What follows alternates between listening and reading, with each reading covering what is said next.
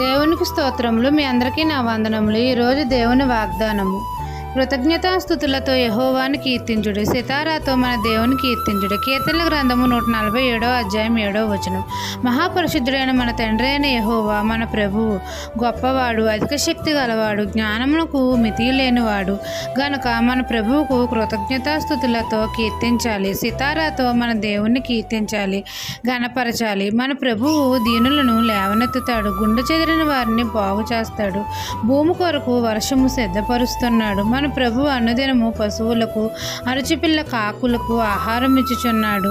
మనమందరము దేవుని యందు భయభక్తులు కలిగి జీవిస్తే, దేవుని కృప కొరకు కనిపెట్టుకుని ఉంటే యెహోవా మన యందు ఆనందించుచున్నాడు. దేవుడు చేసిన మేలును బట్టి మనమందరము కృతజ్ఞతాస్తుతులతో యెహోవాకు కీర్తించాలి, స్తుతించాలి. సితారాతో మన దేవుని కీర్తించి ఘనపరచాలి. అప్పుడు తండ్రి మన సరిహద్దులలో సమాధానము కలగజేసి మంచి గోధుమలతో మనలను తృప్తిపరుస్తాడు. ఈ దిన వాగ్దానము నా జీవితంలో నెరవేరాలని కోరుకుంటూ దేవుని సువార్త పరిచర్యలో మీ సహోదరి. ఆమెన్.